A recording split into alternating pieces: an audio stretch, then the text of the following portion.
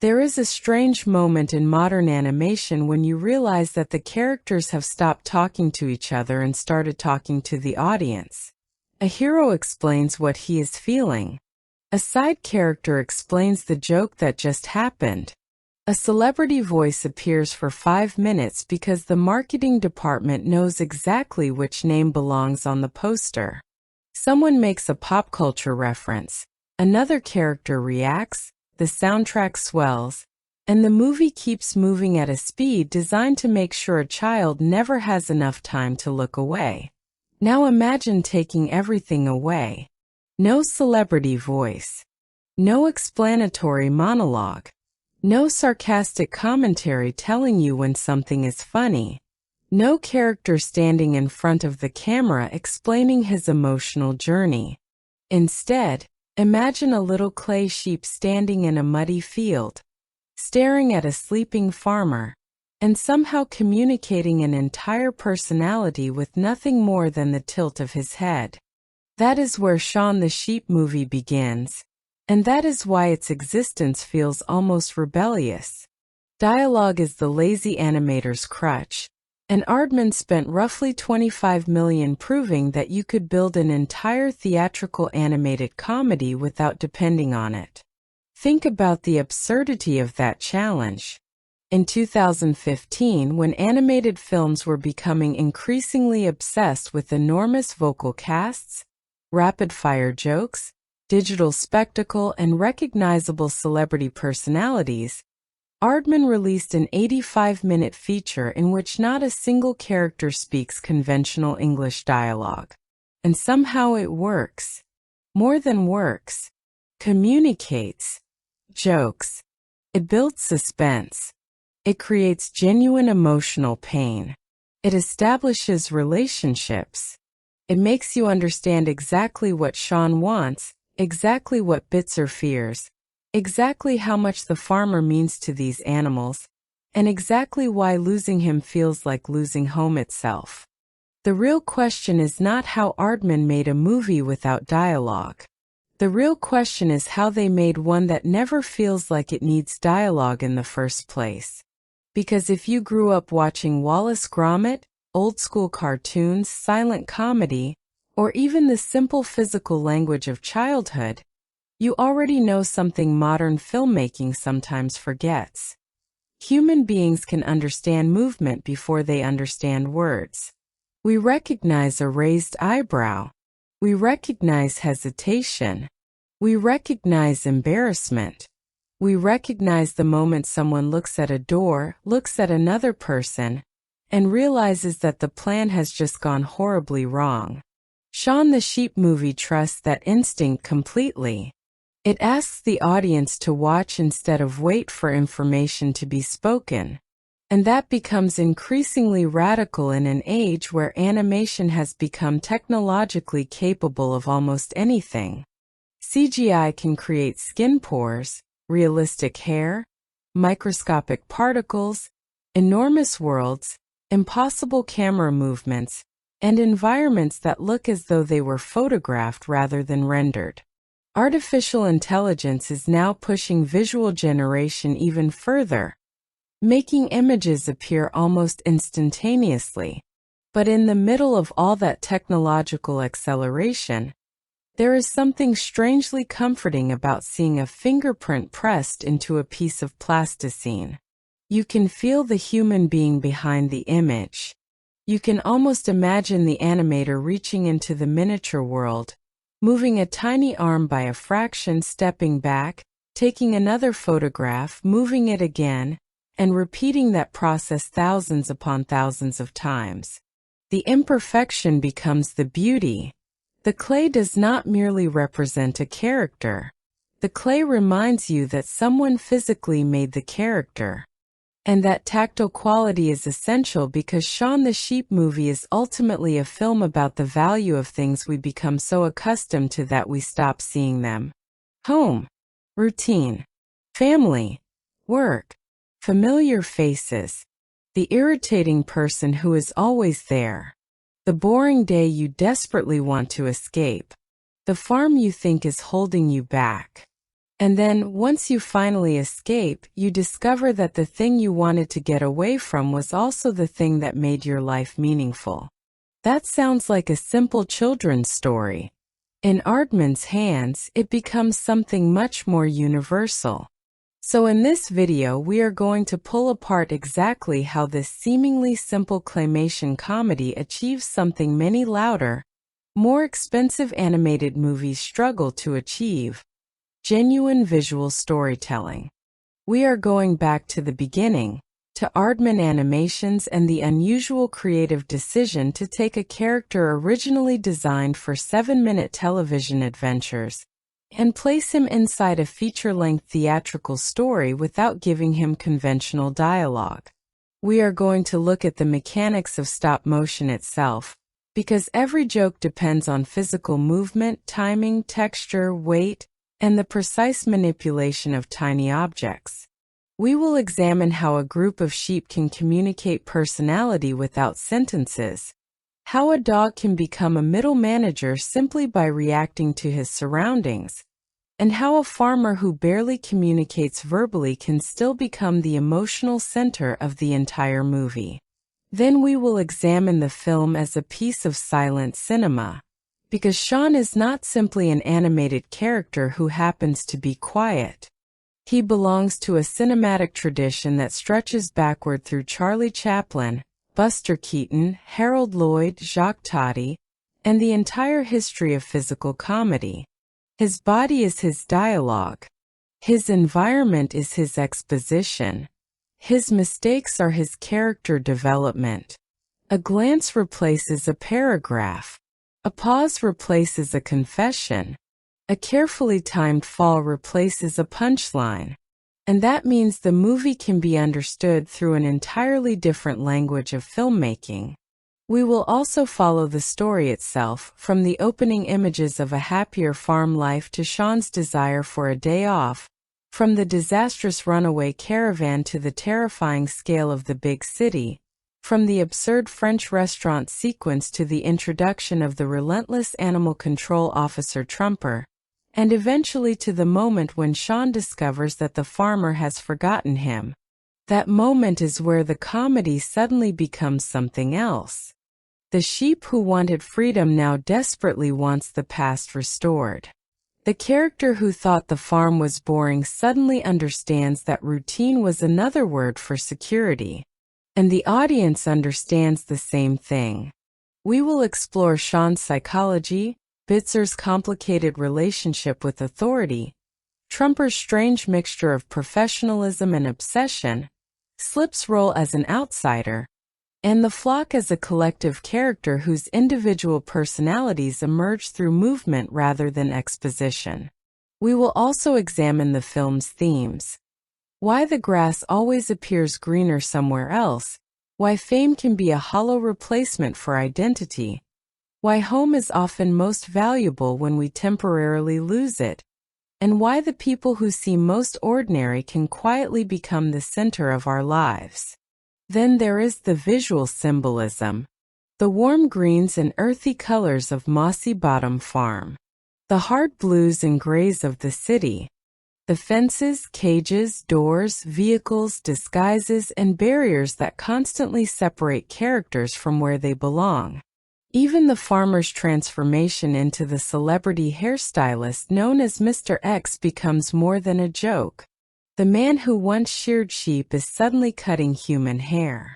His old identity has been replaced by a new one that strangers find fascinating. Yet the audience knows that something essential is missing. We will look behind the scenes at how Aardman created this world frame by frame, how animators preserve fingerprints rather than erase them, how traditional clay animation is combined with digital tools, and why the apparently simple visual style is actually the result of extraordinary technical discipline. We will examine Ilan Eshkeri's score, and the sound design that becomes the film's substitute for dialogue, turning music into emotional narration and tiny physical noises into jokes. And finally, we will ask the bigger question: why does this movie still matter?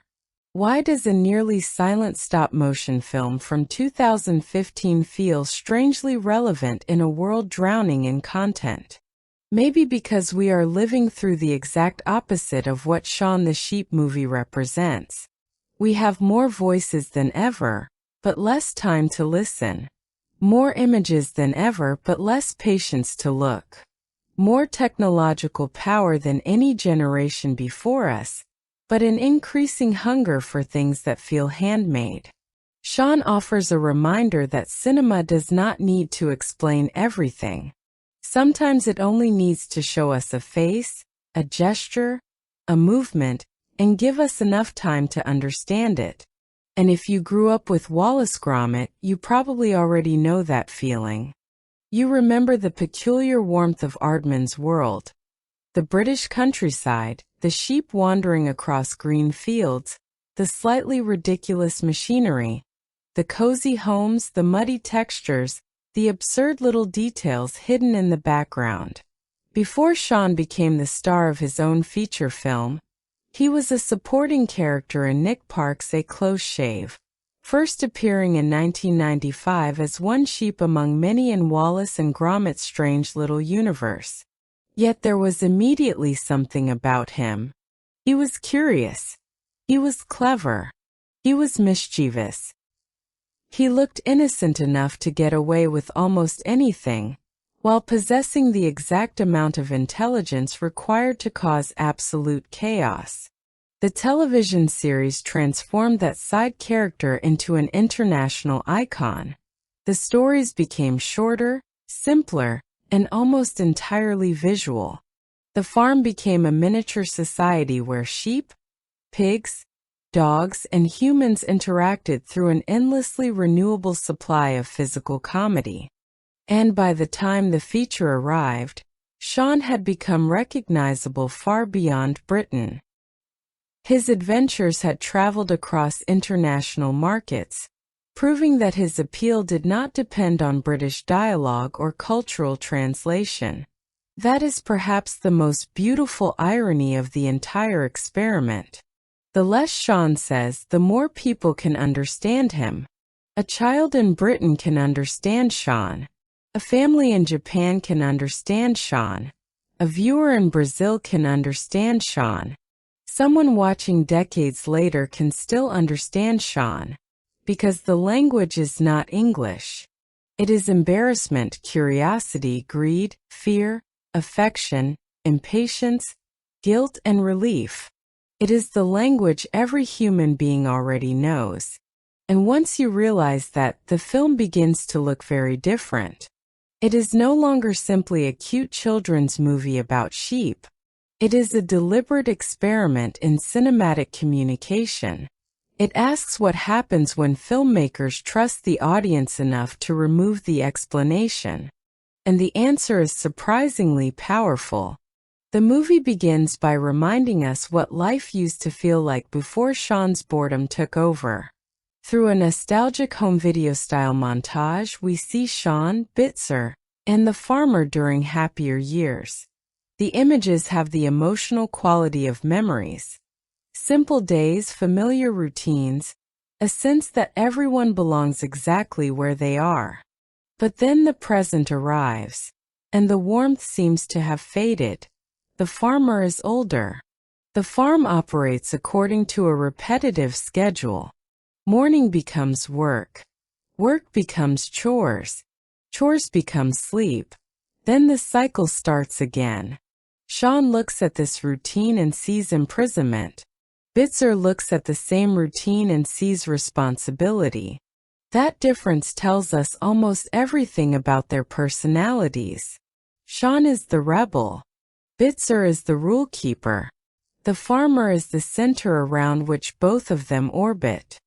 And the flock exists somewhere between freedom and structure, behaving collectively but constantly ready to exploit any opportunity for mischief. Mossy Bottom Farm is therefore not merely a setting. It is a functioning micro-society. There are schedules, signals, fences, food, authority, work, punishment, entertainment, and unwritten rules. Bitzer acts like the exhausted employee who has accepted the system. Shaun is the employee who keeps asking why the system cannot change. The farmer is the owner who does not realize how much emotional stability his presence provides. And the flock are essentially co-workers who have discovered that if enough of them cooperate, they can turn any ordinary afternoon into an organized crime operation.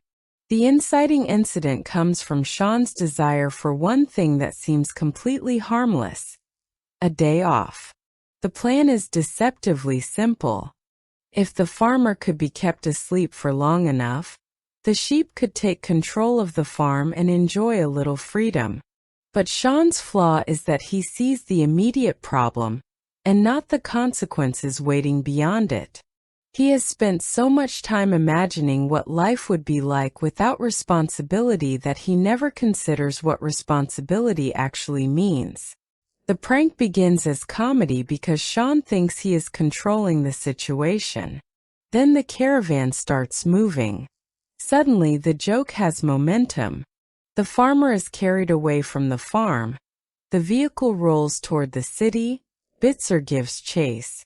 And the sheep realize that their harmless day off has become a rescue mission. This is the film's first major structural trick. A tiny desire creates a huge consequence. The movie never needs someone to explain that Shaun made a mistake. We see it. We feel it. The caravan moves farther away, and with every second, the distance between Shaun and the life he took for granted becomes greater. The flock eventually follows Shaun into the big city, but the transition is more than a change of location. It is a collision between two cinematic languages. The farm is horizontal, open, green, and familiar. The city is vertical, crowded, gray, noisy, and filled with human systems that the sheep do not understand. On the farm, Shaun knows every fence, path, shed, and routine. In the city, every street becomes a maze. Every building is enormous. Every human becomes a potential threat. The sheep are no longer the rulers of their tiny environment. They are suddenly small animals inside a world designed for people. That reversal creates comedy, but it also creates vulnerability. The same sheep who could manipulate the farmer at home now have to learn how to survive without him. And because they cannot simply explain themselves to humans, every solution must become physical. Disguises, gestures, improvised props, facial expressions, timing. They sneak onto a bus and eventually enter the city disguised as something they are not. This is where the film's visual storytelling becomes almost architectural. The joke is not simply that sheep are pretending to be humans. The joke is that the audience understands exactly how impossible the disguise is while watching the characters desperately believe that they can get away with it. Their bodies betray them. Their eyes move. Their heads turn. Their will shifts. Their nervousness becomes visible. The entire sequence depends on the gap between what the sheep believe they are communicating and what the audience can clearly see. Then comes one of the film's defining comic sequences: the fancy French restaurant. The sheep must imitate human dining etiquette, and the result is essentially a silent comedy masterclass. A fork becomes a prop. A plate becomes a problem. A waiter becomes a threat. Every movement is exaggerated just enough to remain readable without becoming cartoonishly arbitrary. The scene works because the sheep understand the basic idea of human behavior, but not its details. They know people sit at tables. They know people eat food. They know people hold utensils. But they do not understand why there are so many rules surrounding those actions. This is Shaun the Sheep movie at its best. Taking something ordinary and making it strange by viewing it through the perspective of an outsider. And then amid the comedy, Shaun encounters Slip. She is a stray dog living on the margins of the city, an animal without the security Shaun has always taken for granted. Shaun recognizes something in her because, although their circumstances are different, both characters understand what it feels like to be disconnected from the place where they belong. Slip is not simply an adorable side character inserted to create emotional variety. She becomes a mirror. Shaun begins the movie believing home is restrictive.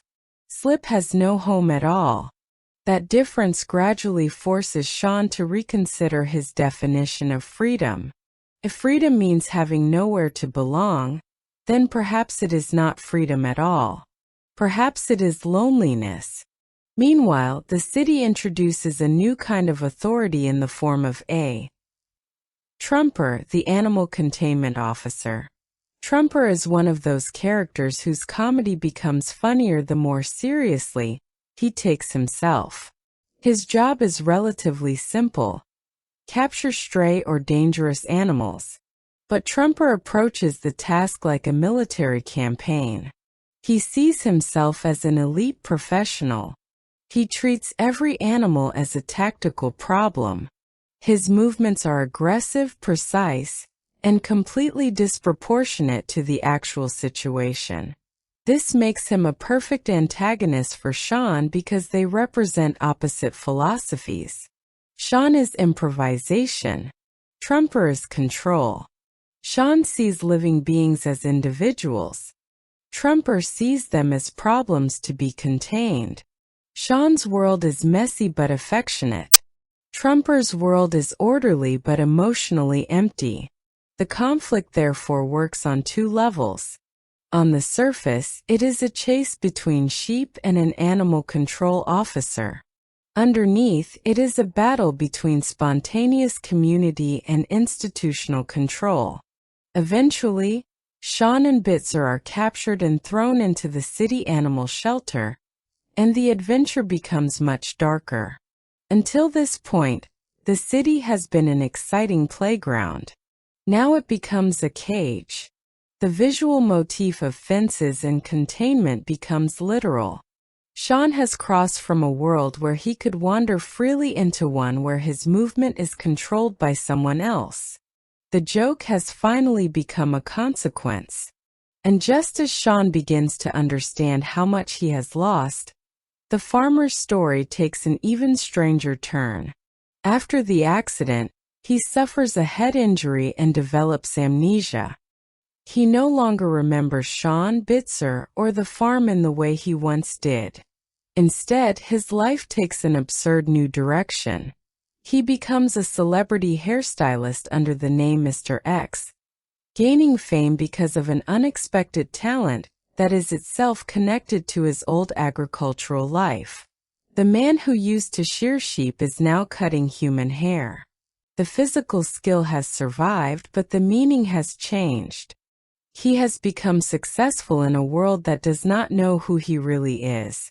This is where the movie's comedy suddenly acquires a painful emotional undertone. Shaun eventually finds the farmer. He expects recognition. He expects the familiar bond to return the moment they see each other. Instead, the farmer looks at him without understanding. Shaun has no words with which to plead his case. He cannot say, "Remember me." He cannot explain all the years they spent together. He cannot tell the farmer that this strange little sheep is part of his family. He can only stand there and hope that the expression on his face will be enough. It isn't. The rejection lands precisely because the film has trained us to read Shaun visually. We know what he is feeling even though he cannot verbalize it. His body becomes smaller. His posture changes. The confidence drains away. Rain begins to fall, and suddenly the visual comedy gives way to one of the simplest emotional images in the film. Shaun alone, devastated by the realization that the person he took for granted no longer remembers him. This is the moment when his character arc becomes unavoidable. The problem was never really the farm. The problem was Shaun's inability to appreciate what the farm represented. He wanted a break from the farmer because he assumed the farmer would always be there. Now that the farmer has forgotten him, Shaun finally understands what permanent loss feels like. The flock gathers around him in a makeshift camp, and their behavior demonstrates something equally important. Shaun may be the leader, but he is not alone. Their relationship has survived the disaster because they function as a family. They are ridiculous, impulsive, occasionally incompetent, and almost impossible to control, but they stay together. And that allows Shaun to do what he has avoided from the beginning: take responsibility. Instead of looking for another shortcut, he develops a plan. The goal is no longer to get a day off. The goal is to bring the farmer home and restore the relationship that he nearly destroyed. The plan is absurd because this is still a comedy. The flock must infiltrate, disguise themselves, manipulate circumstances, and eventually transport the farmer back toward Mossy Bottom. Yet the emotional purpose underneath the slapstick is completely serious. Shaun is no longer acting for himself. He is acting for someone else. That is the difference between rebellion and leadership. A rebel wants freedom from responsibility. A leader accepts responsibility for what happens next. The final act brings the entire story back to the farm, where Trumper follows the animals and launches his most ridiculous and dangerous assault. The quarry machinery, the destruction of the shed, the pit, the frantic chase, and the elaborate visual staging turn the climax into an enormous physical comedy machine. But beneath the spectacle is a simple emotional question. Will the farmer remember Shaun? Trumper's obsession has reached its logical extreme. He cannot accept that the animals have escaped his control. He has transformed a mundane professional duty into a personal crusade. Shaun, meanwhile, has transformed from someone trying to escape his responsibilities into someone willing to risk everything to protect his family. When the farmer finally begins to recover his memory, the emotional circle closes. The relationship that Shaun thought was permanent had to disappear before he could understand its value. The farmer's recognition validates what the audience has understood all along. Shaun was never just livestock. He was family. Trumper is defeated, eventually reassigned to a humiliating new role, and the farm returns to something resembling normality. But normality has changed. The schedule is still there. The chores are still there. The fences are still there. The farm remains cyclical. Yet Shaun is different because now he understands what the cycle contains. Routine is no longer simply boredom. It is continuity. It is safety. It is the quiet accumulation of shared memories. And this is where the film's simplicity becomes its greatest strength. It does not need to reinvent the world. It only needs to teach its protagonist how to see the world differently. Shaun's surface goal was always a day off. His internal need was connection. He wanted to escape the farmer because he believed the farmer was part of the routine that made life dull. What he really needed was to understand that routine itself was a form of love. The farmer feeds them, protects them, works beside them, and provides the structure that allows their little community to exist. Shaun's rebellion therefore comes from a childish misunderstanding of permanence. He believes that because something is always there, it must not be valuable. That is one of the oldest mistakes people make. We notice the extraordinary because it interrupts our lives. We overlook the ordinary because it supports them. Shaun begins as a trickster, but his journey forces him into accountability. He is clever enough to create the problem but eventually mature enough to solve it.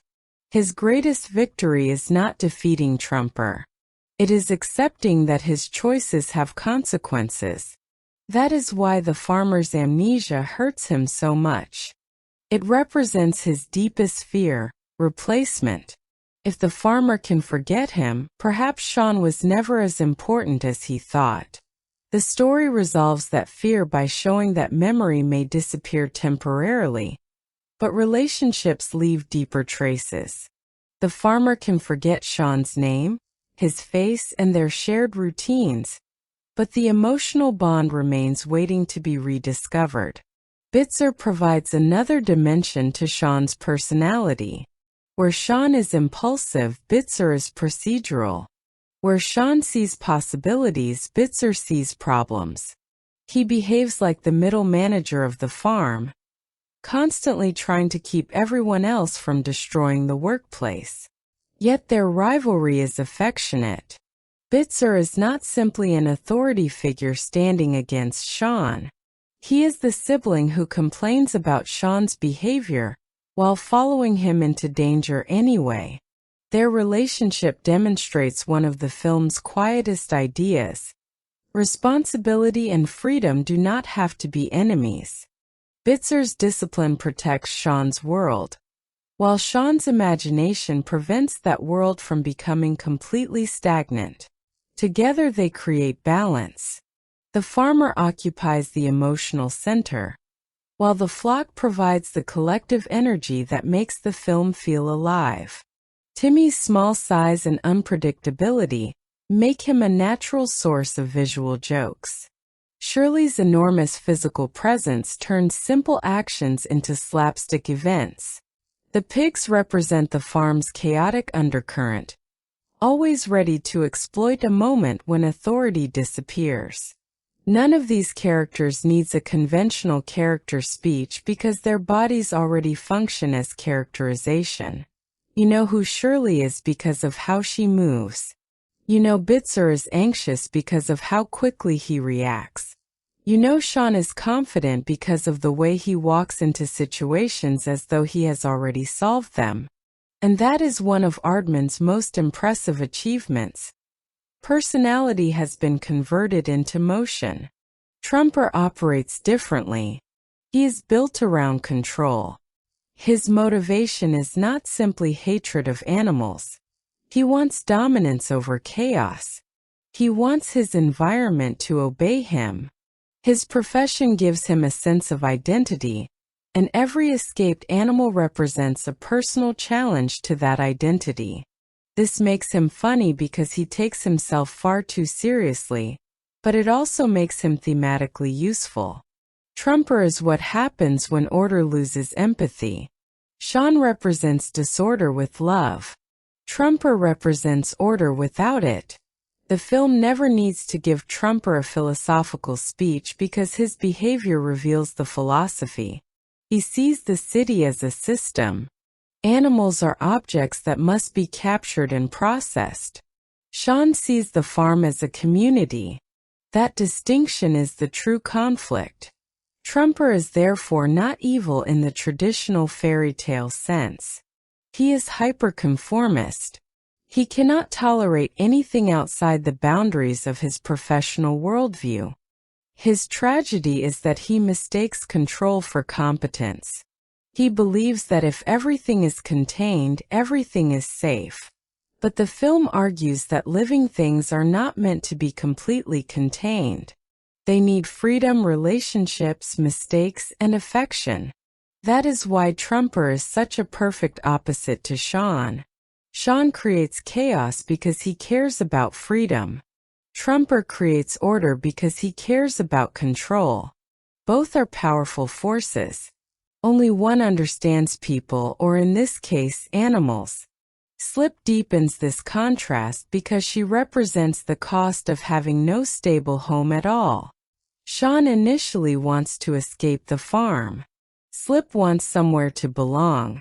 Their meeting forces him to see his own situation through another perspective.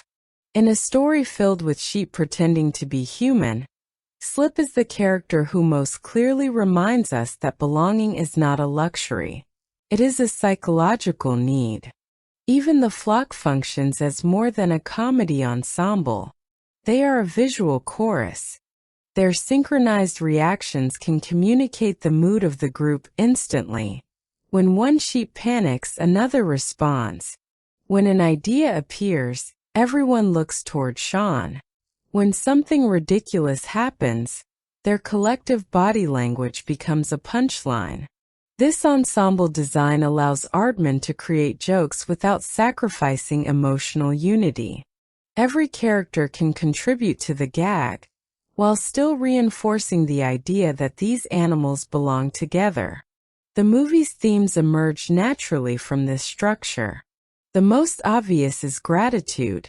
You do not know what you have until it is gone. That phrase could describe the entire plot. Shaun wants to escape the farm because he thinks his ordinary life is a prison. Only after the farmer disappears does he understand that the ordinary life was actually the thing he loved.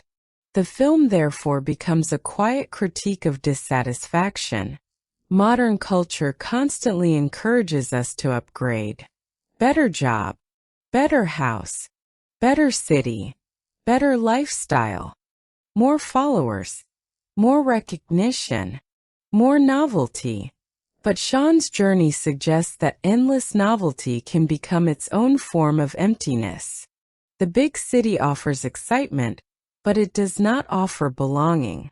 The farmer's accidental celebrity offers fame, but it does not offer identity. The farm offers routine, but it also offers relationships. The film never argues that adventure is bad. Shaun genuinely needs to leave the farm to understand why he belongs there. But the adventure has value because it changes his relationship with home. The contrast between rural warmth and urban coldness reinforces that idea visually. Mossy Bottom Farm feels organic. Its textures are muddy, soft, imperfect, and alive. The city is harder. Concrete, glass, metal, machinery, traffic, cages, and artificial spaces dominate the frame. This does not mean the city is literally evil. It means the city represents a world where the animals must constantly perform an identity to survive. On the farm, Shaun can be Shaun. In the city, he has to pretend. That is why disguises become such a recurring visual motif. The sheep wear human clothing because they are trying to cross a boundary. They are hiding what they are. The farmer, as Mr. X, is also wearing a kind of disguise. His new identity is built around a talent he already possessed, but the context has changed so completely that he no longer knows himself. The shelter introduces another form of disguise and containment. The animals are categorized and controlled.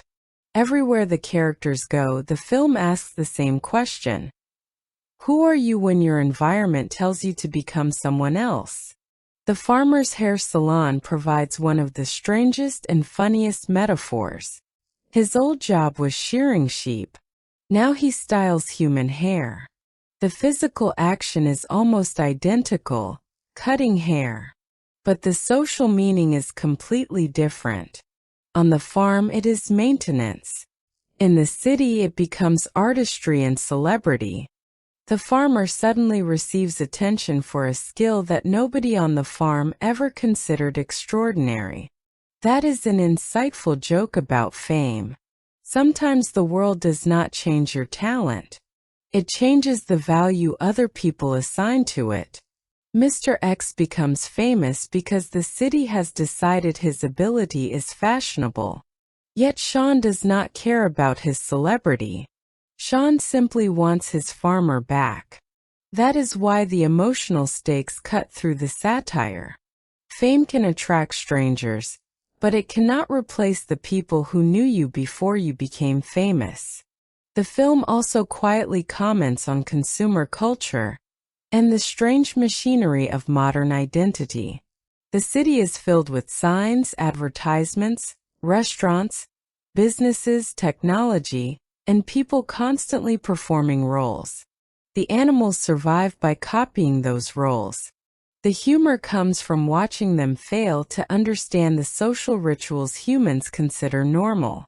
In doing so, the film makes our own behavior look ridiculous. Why do we hold forks in a certain way? Why do restaurants have elaborate rituals? Why do people dress differently depending on the environment? Why does a hairstyle suddenly become valuable because a crowd approves of it? Shaun's perspective makes familiar human behavior seem as strange as sheep walking upright. That is the essence of satire. Make the familiar unfamiliar, and suddenly we can see it. The movie's visual language also carries the influence of silent cinema. Charlie Chaplin understood that comedy becomes universal when it is rooted in physical truth. Buster Keaton understood that the environment itself could become a machine of escalating danger. Jacques Tati understood that sound, architecture, and movement could create comedy without constant verbal explanation. Shaun inherits all three traditions. Like Chaplin, he is an innocent figure caught inside systems larger than himself. Like Keaton, he often finds himself physically overwhelmed by machinery and momentum. Like Tati, he interacts with environments whose design creates the joke before the character even reacts. The runaway caravan sequence is almost a miniature silent-era chase film. The vehicle moves, characters respond, obstacles appear, and the audience understands the chain of cause and effect without anyone narrating it. The comedy comes from timing. Someone realizes danger 1 second too late. A character looks toward the wrong direction. An object moves through the background while the foreground character remains unaware. A gag is planted before the audience realizes why it matters. That technique is one of Aardman's greatest strengths. Their frames are often dense with information. The main joke might happen in front, while a secondary gag unfolds behind it.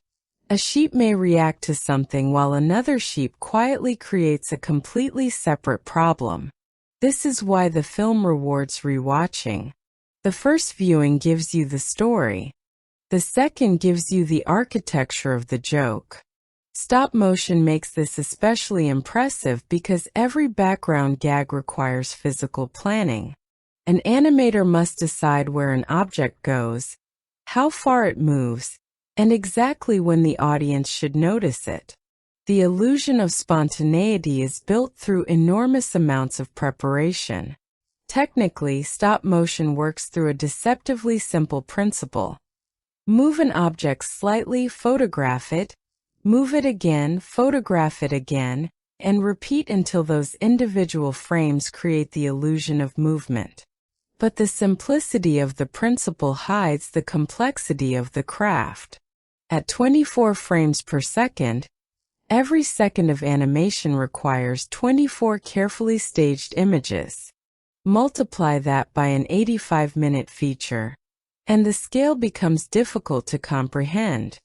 Aardman's animators work with armatures inside the clay figures, allowing them to maintain poses and withstand repeated manipulation. The fingerprints and tiny imperfections are often preserved rather than erased, because they contribute to the material identity of the film. Digital tools assist with cleanup, set extensions, compositing, and effects, but the central physical performance remains rooted in the tangible world. That distinction matters. Shaun does not look like a computer simulation of clay. He looks like clay that has been brought to life. The restaurant scene demonstrates how useful this physicality is. Plates have weight. Bodies have volume. Clothing bends. Wool compresses. Food moves. Objects can be dropped, grabbed, kicked, and manipulated. Every action produces a physical response. In CGI, a character can perform almost any movement, but in stop motion, the animator has to negotiate with the physical limitations of the puppet. Those limitations become part of the style. The same is true of the climactic quarry sequence. Heavy machinery, collapsing structures, falling characters, and rapidly changing positions create an enormous choreography problem. Yet the scene remains readable because the filmmakers understand spatial storytelling. We always know where the characters are in relation to danger. We understand what Shaun is trying to do. We understand where the pit is. We understand what Trumper wants. That clarity is more important than visual complexity. The directors, Mark Burton and Richard Starzak, approached the film with a fundamental understanding that the screenplay had to exist visually. A conventional script can depend heavily on dialogue to establish information, but Shaun's story has to be constructed through actions. That changes the entire writing process. Instead of asking, "What does this character say?" the filmmakers have to ask, "What does this character do?"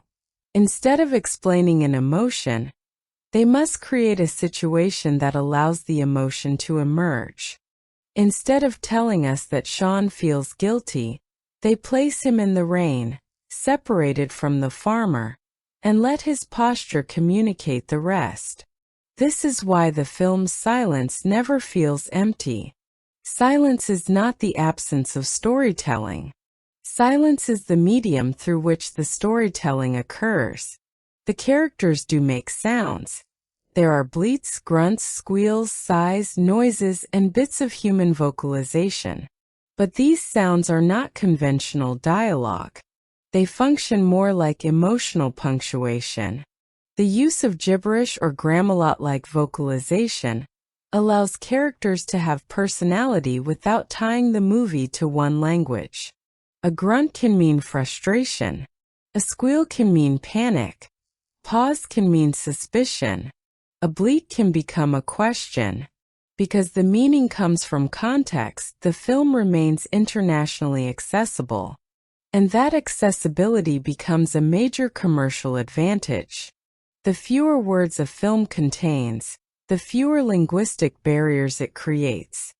A visual joke does not need to be dubbed. A physical chase does not need subtitles. A facial expression does not need translation. The movie can travel across borders while preserving the same comedic rhythm.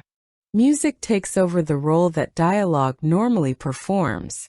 Ilan Eshkeri's orchestral score becomes the film's emotional narrator. When Shaun is mischievous, the music can bounce. When Trumper approaches, the sound can become more threatening. When the farmer forgets Shaun, the orchestration becomes more vulnerable. Music tells us how to interpret an image without explaining it. This is especially important during the memory loss sequence. Shaun's face tells us what happened. The music tells us how deeply it matters. The two systems work together.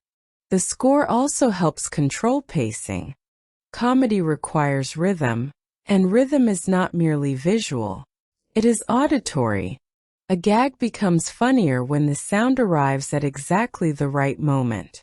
A chase becomes more exciting when the score accelerates. A dramatic pause becomes heavier when the music disappears. Sound design therefore becomes another form of animation. Foley artists create physical weight through tiny details. Footsteps, doors, machinery, objects hitting surfaces, food moving, fabric shifting, animal noises, and exaggerated impacts. These sounds make the clay world feel tangible. When the film becomes silent, the silence itself becomes a tool. A sudden drop in sound can make the audience lean forward, because the movie has trained us to expect noise. That is one reason the restaurant and chase sequences are so effective. They understand that silence can be louder than dialogue. Even the song choices contribute to characterization. A track such as Feels Like Summer can create a sense of uncomplicated happiness around the farm, establishing a lifestyle that feels effortless before the story disrupts it. Pop music can function almost like an internal monologue. The characters do not say what they feel, so the song expresses the emotional atmosphere for them. This is an elegant solution to the central problem of a dialogue-free feature. How do you let the audience know what is happening inside someone's head? You combine body language, editing, music, and sound. The result can actually be more cinematic than verbal explanation, because the audience participates in interpreting the meaning. When the movie was released in 2015, it entered an animation market dominated by huge computer-generated productions. Pixar's Inside Out was exploring the emotional architecture of the human mind. Minions was turning a supporting species into a global merchandising phenomenon. Disney and other major studios were building increasingly sophisticated digital worlds around celebrity voices and recognizable franchises. Against that landscape, Shaun looked almost impossibly modest. A British farm, clay figures, simple designs, no spoken English dialogue. Yet that modesty became its greatest selling point. Aardman did not attempt to compete with Pixar by making a smaller Pixar movie. They competed by making something Pixar was not making. They leaned into their identity. The film's marketing understood this contrast. Spoof posters and campaigns played with contemporary blockbuster imagery, parodying films such as Ant-Man, Minions, and Mission Impossible. The joke was that Shaun could stand beside enormous Hollywood franchises without needing to imitate them. The sheep did not need superheroes. He was already an action hero. He simply happened to wear wool instead of armor. The movie's reception reflected that appeal. Audiences and critics could appreciate it at different levels. Children could enjoy the physical comedy. Adults could recognize the silent film references. Animation fans could appreciate the craftsmanship. Film lovers could admire the discipline of visual storytelling. Parents could enjoy the nostalgia. That cross-generational quality is perhaps one of the film's greatest achievements. It does not require adults to pretend they are children. It gives adults something of their own to discover. A child sees a sheep hiding in a restaurant. An adult sees a miniature homage to silent comedy. Both are correct. The film works because the joke operates at multiple levels simultaneously. Its cultural impact also comes from Shaun's unusual position in global pop culture. He belongs to a lineage of characters who can cross borders precisely because they do not speak much. Mickey Mouse, Mr. Bean, Chaplin's Tramp, Buster Keaton's silent characters, and Shaun all demonstrate the same principle. Physical identity can become more powerful than language. Shaun's face is simple enough to recognize instantly. His silhouette is distinctive.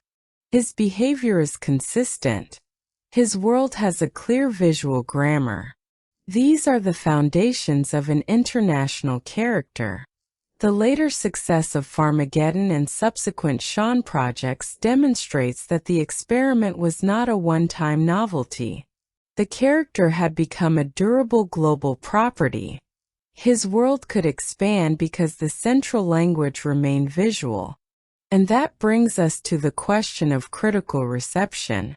The film was embraced for its charm, craft, and universal accessibility, though some viewers have reasonably argued that its story is deliberately simple, and that the episodic structure of portions of the second act can make the feature feel closer to an extended television adventure than a traditionally layered animated epic. That criticism is worth acknowledging. Shaun the Sheep movie does not possess the narrative complexity of Inside Out. It does not build an elaborate mythology. It does not explore dozens of philosophical concepts through dialogue. Its plot is familiar. A character causes a mistake, the mistake creates a crisis, the characters travel away from home, and eventually they return changed. You could argue that the story is almost old-fashioned, but that is also the point. The film is not trying to impress us with narrative novelty. It is trying to prove how much can be achieved through execution. A simple story told beautifully can be more memorable than a complicated story told mechanically. The comparison to Babe, Pig in the City and other stories involving animals navigating human environments is fair. But the similarity does not erase Shaun's individual identity.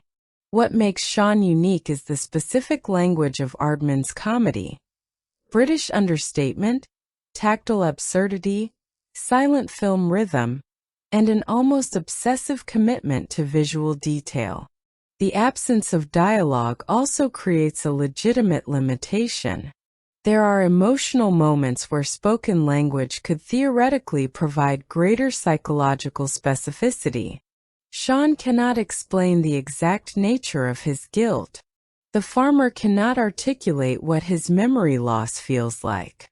The characters communicate through behavior rather than verbal introspection. Some viewers may find that emotionally thinner than dialogue-heavy animation, but the film's response is not to deny the limitation. It transforms it into the central creative challenge. The filmmakers do not try to make silent storytelling behave like verbal storytelling. They build an entirely different system. That is why the movie belongs in a discussion of pure cinema. The visual action carries the narrative. The camera observes. The characters perform.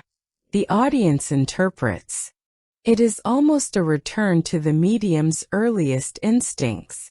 Cinema was born as moving images before it became a dominant vehicle for spoken dialogue. Shaun the Sheep movie reminds us what that means. Its commercial performance further strengthened the argument.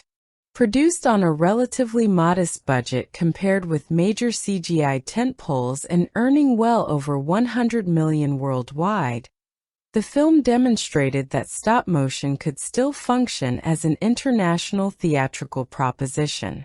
Its financial success was not based on overwhelming spectacle. It was based on recognizable characters, efficient storytelling, strong international distribution, and an almost uniquely low dependence on language. There is an important business lesson hidden here. A dialogue-free movie can travel remarkably well because the fundamental visual jokes remain intact. There is no need to reproduce every line in dozens of languages. There is no celebrity performance whose appeal depends on a specific market. The humor lives in the image. That makes the film unusually exportable. For Aardman and its partners, Shaun became evidence that handcrafted animation could still generate substantial commercial returns. It also reinforced the studio's willingness to continue developing theatrical stop-motion projects. Films such as Early Man, Farmageddon, and later Chicken Run projects existed within an environment where Aardman could argue that handmade animation was not merely a nostalgic art form. It was a viable cinematic business. In animation history, Shaun the Sheep movie therefore occupies a fascinating position.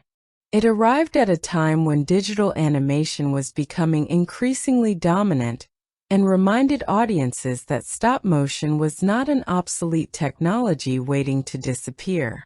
It was a different artistic language. Its limitations were not weaknesses to be eliminated. They were properties to be exploited. Clay bends differently than pixels. A physical puppet occupies real space. Light falls across an actual surface. An animator has to physically move something. These constraints create a specific visual character that software cannot automatically reproduce. Aardman's fingerprints are not a technical failure. They are the signature of the artist.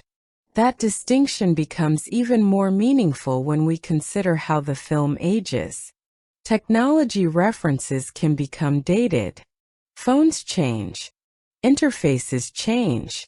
Social media platforms rise and disappear. Visual effects become more advanced. But a well-timed physical gag does not become obsolete. A character slipping, hesitating, hiding, colliding, or reacting with perfect timing can remain funny because the mechanics of human perception do not change. The clay itself also resists technological aging. The audience does not look at Shaun and wonder which rendering engine was used. They see a handmade object. That object feels outside the competition between generations of digital effects. It belongs to a different category. The film's rewatch value comes from the same principle. On a first viewing, you follow Shaun's adventure. On a second, you notice the background. A sheep reacts before you understand why. A pig performs some completely unnecessary act of destruction. A visual reference appears for a fraction of a second. A tiny character movement reveals a relationship that the story never verbally explains. This density makes the movie feel larger than its simple plot. The narrative may be straightforward, but the frame is constantly alive. Aardman's background details also allow the studio to play with its own history. References to Wallace Gromit and wider film culture can appear as visual jokes, while sequences echo famous cinematic images without becoming dependent on the audience recognizing them. The homage to silent cinema is particularly important. The film understands that physical comedy is not a primitive version of dialogue comedy. It is its own sophisticated form. Chaplin used movement to express poverty, dignity, romance, and survival. Keaton used architecture and machinery to place characters inside impossible systems. Toddy used modern environments to expose the absurdity of modern life. Shaun uses sheep, but the principle remains the same. Put a character inside a physical world.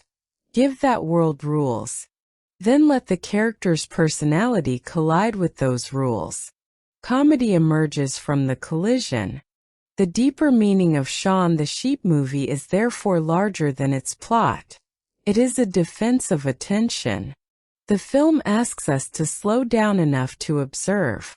In an era of infinite scrolling, the audience is constantly encouraged to move to the next image before fully processing the current one. Shaun often does the opposite. It allows a reaction to develop. It lets a character look. It lets a joke breathe. It trusts the audience to notice. That patience is increasingly rare. And perhaps that is why the film feels so comforting. It is not just nostalgic because of its characters. It is nostalgic because of its rhythm. It reminds us of a time when entertainment could be tactile, quiet, and patient without being boring. That is especially meaningful for children, because children are often assumed to have short attention spans that require constant stimulation. Shaun quietly disproves that assumption. The problem may not be that children cannot focus. The problem may be that adults increasingly design media as though children cannot focus. Give them a clear visual objective, interesting characters, escalating physical consequences, and jokes they can understand, and they will follow. Shaun does not underestimate its audience. It simply gives them something worth watching. The emotional core returns again and again to the same idea. Home is not defined by the absence of boredom. Home is defined by belonging. Shaun thought freedom meant escaping the farm. He eventually learns that freedom without connection can feel empty. The farmer thought he was simply living his routine. He discovers how much of his identity was built around the animals around him. Bitzer thought his job was to maintain order. He discovers that sometimes protecting people means following them into chaos. Slip thought survival meant finding somewhere to hide. She discovers a community willing to accept her.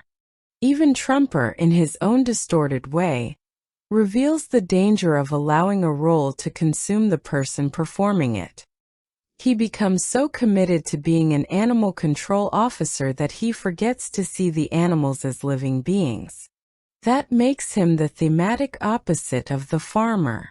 The farmer may not be sophisticated or glamorous, but he cares for his animals. Trumper has sophisticated equipment and professional authority, but he lacks empathy. The film chooses the messy farmer over the polished system. It chooses the community over the institution. It chooses the imperfect home over the glamorous city. It chooses the handmade object over the flawless digital image. And it chooses visual communication over verbal explanation. That is a lot of philosophy for a movie about sheep. But that is exactly why Shaun the Sheep movie deserves to be taken seriously. Its ideas are not delivered as lectures. They are embedded in behavior. The movie never tells us to appreciate our loved ones. It makes Shaun lose the farmer. It never tells us that fame is empty. It makes the farmer famous while forgetting who he is. It never tells us that cities can be alienating. It places vulnerable animals inside a concrete maze. It never tells us that craftsmanship matters. It makes us watch every tiny movement. The message is in the method. And that may be the most important thing Aardman accomplished. The film's form and theme are inseparable. A movie about appreciating the handmade was itself handmade. A movie about communication without words communicates without words. A movie about returning home was created by filmmakers returning to the fundamental visual language of cinema. The medium becomes the message. By the time we reach the final scenes, the farm looks almost exactly as it did at the beginning. The routine has returned. The animals are back. The farmer is back. The fences are still standing. The chores remain. Nothing about the physical environment needs to change because Shaun has changed. That is the final joke and the final lesson.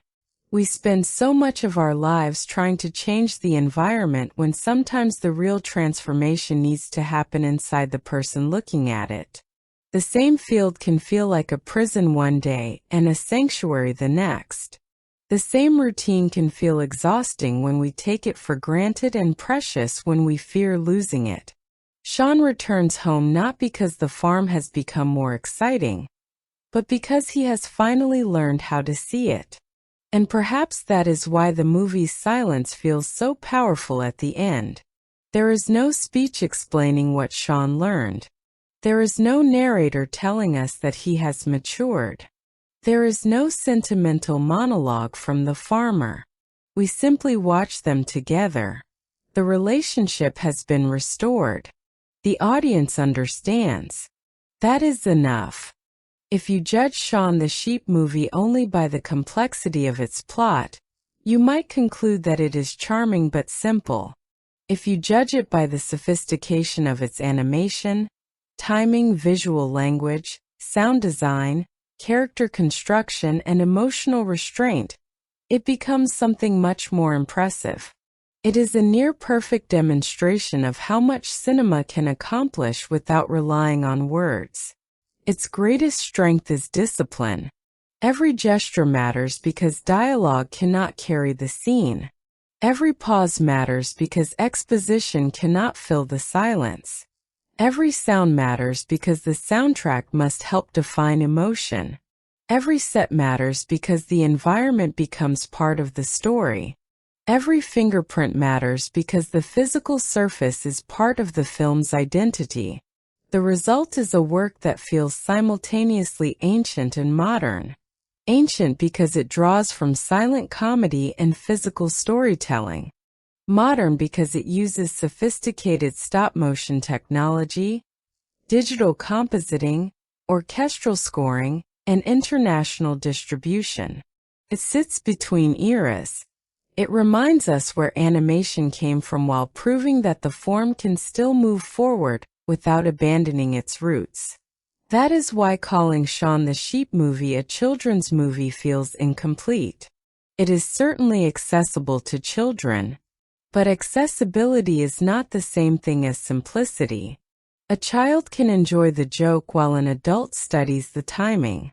A family can laugh at the restaurant sequence while a film student notices how the blocking controls attention.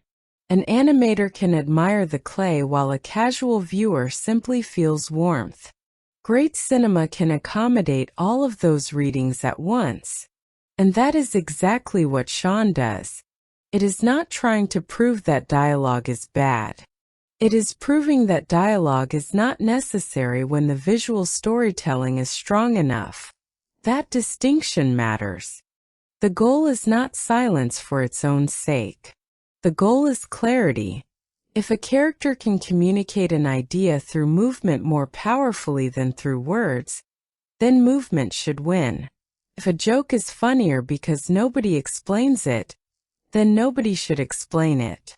If an emotion is more touching when the audience discovers it rather than being told about it, then let the audience discover it. Aardman understood that restraint can be a form of sophistication.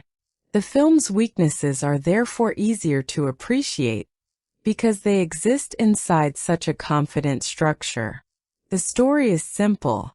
Some sections of the second act follow a series of loosely connected comic adventures. The emotional drama occasionally approaches the edge of sentimentality. The plot mechanics are not revolutionary, but those weaknesses become less important because the execution is so consistently inventive. The movie knows exactly what kind of experience it wants to provide, and it rarely compromises that identity. It does not suddenly add a long speech because the story needs emotional clarity. It does not force a celebrity cameo into the narrative. It does not abandon stop motion for a digital spectacle simply because the climax needs to feel bigger. Instead, it asks the physical world to become bigger. A quarry becomes an action set. A restaurant becomes a comedy stage. A bus becomes a vehicle for disguise. A farm becomes an emotional universe. A sheep becomes a protagonist. This is filmmaking through transformation. And if the film has one lesson for storytellers, it may be this: do not confuse more with better. More dialogue is not automatically better storytelling. More visual effects are not automatically better animation. More characters are not automatically deeper characterization. More jokes are not automatically funnier. Sometimes the most powerful creative decision is subtraction. Remove the dialogue. Remove the unnecessary explanation. Remove the visual noise. Then see what remains. In Shaun the Sheep movie, what remains is movement. A face. A gesture. A relationship. A mistake. A home. And somehow that is enough to carry an entire feature. The film's legacy is strengthened by the fact that it did not exist in isolation. It helped reaffirm Aardman's place among the major practitioners of stop-motion animation and contributed to a broader recognition that handcrafted animation could still command theatrical attention. Its awards recognition, including nominations in major animated film categories, reflected the industry's respect for the craft. But perhaps awards are less important than longevity. A decade after its release, the film remains readable because its central visual language is not tied to a particular software trend. It does not depend on the novelty of a rendering technique. It depends on timing. Timing ages remarkably well. A perfectly timed glance in 2015 can still be a perfectly timed glance in 2050.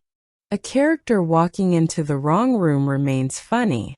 A sheep trying to imitate a human remains funny. A friend forgetting another friend remains heartbreaking. Those things are not technological. They are human. That is why Shaun can survive changes in the animation industry. The industry may continue moving toward real-time rendering, virtual production, AI-assisted imagery, and increasingly sophisticated digital pipelines, but there will always be value in seeing something that a human being physically touched. The clay carries evidence of labor. The fingerprints are not merely surface texture. They are proof of patience. Every frame is an argument against instant gratification. Someone had to move that puppet. Someone had to adjust that prop. Someone had to reset the set. Someone had to photograph the frame. Then do it again. And again. And again. The movie itself becomes an embodiment of patience in a culture increasingly organized around speed. That is why its handcrafted quality can feel almost therapeutic. It reminds us that not everything needs to be instant. Some things become meaningful precisely because they take time. And Shaun's story reflects the same philosophy. He wants everything immediately. He wants his day off now. He wants freedom now. He wants the farmer to recognize him immediately. His journey teaches him that relationships cannot be shortcut. They are built through repeated ordinary moments. That is what the farm represents. Not one spectacular memory, but thousands of small ones. The farmer feeding the animals. Bitzer doing his job. Shaun causing trouble. The flock moving together. The same morning arriving again and again. The routine seemed meaningless because it repeated. Only when it disappears does Shaun understand that repetition was actually memory being created. That is perhaps the film's deepest idea. Ordinary life is not the opposite of meaningful life. Ordinary life is where meaning accumulates. We often imagine that the most important moments are dramatic. But relationships are usually built during the boring ones. The meals, the chores, the drives, the mornings, the conversations that seem insignificant at the time. Shaun's adventure becomes enormous because he is forced to understand the value of those tiny moments. And once he returns, the routine can continue because now he sees it differently.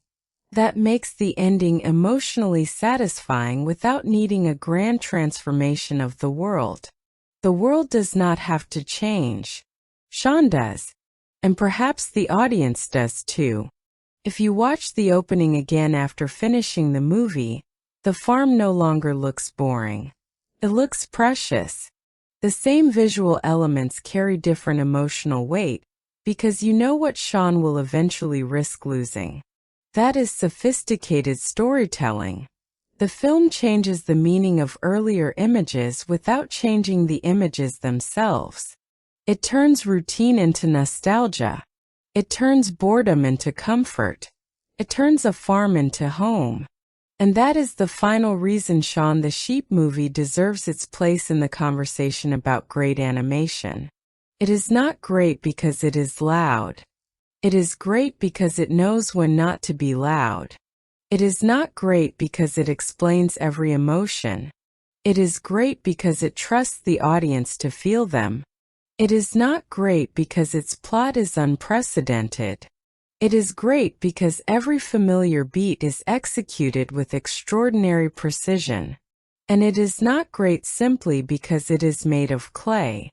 It is great because the clay becomes a language.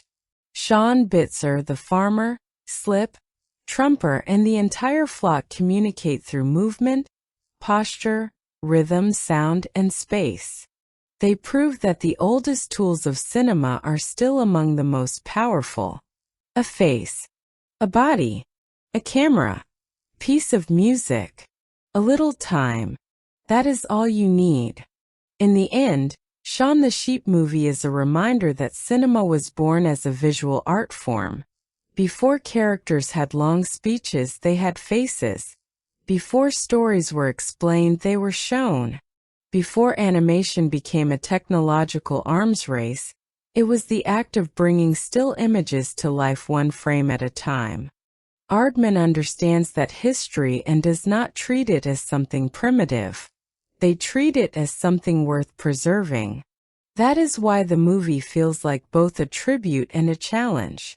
It pays tribute to Chaplin and Keaton, to Wallace Gromit, to British stop-motion, to handcrafted filmmaking, and to the countless animators whose work exists one tiny movement at a time. But it also challenges modern filmmakers.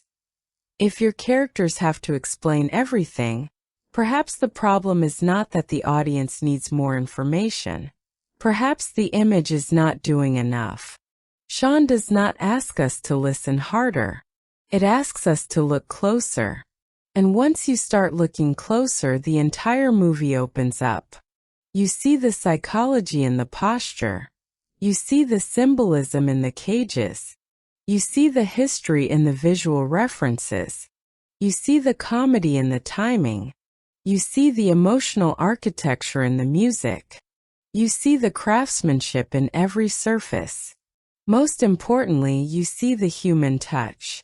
Literally, the fingerprints remain in the clay. That may be the perfect image with which to understand this movie.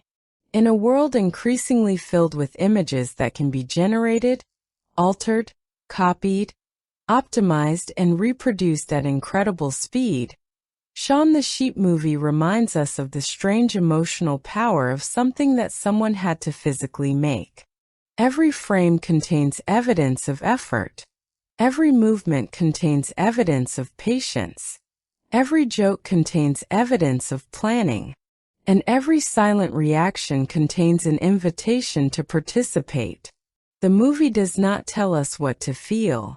It gives us enough to feel it ourselves. That is why its central message reaches beyond animation. Cherish home. Cherish community.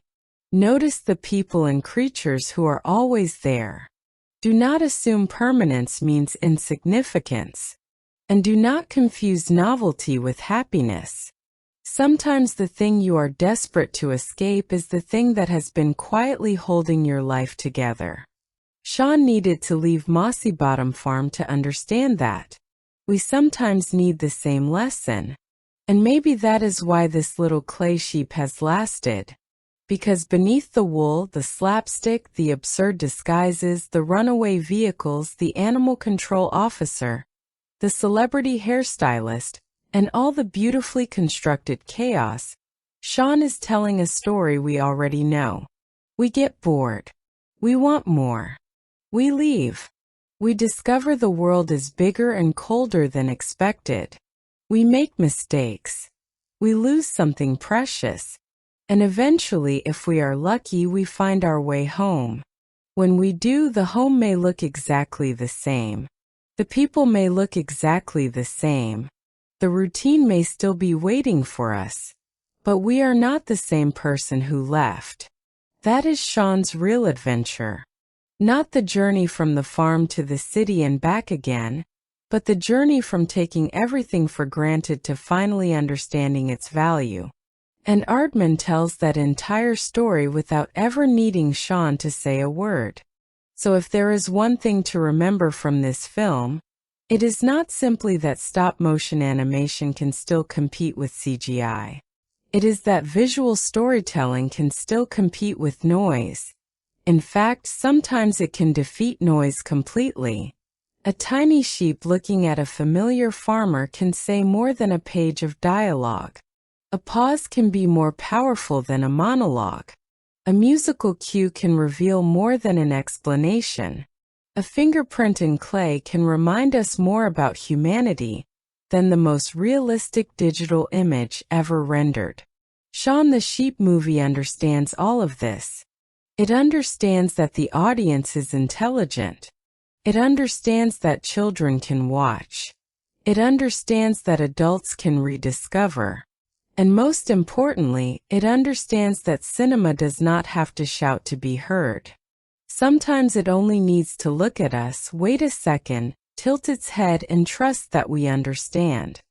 And if you have ever watched Shaun trying to sneak through a restaurant, Bits are desperately attempting to restore order, the flock collectively realizing that a plan has gone wrong, Slip searching for a place to belong, or the farmer slowly remembering the animals he loves.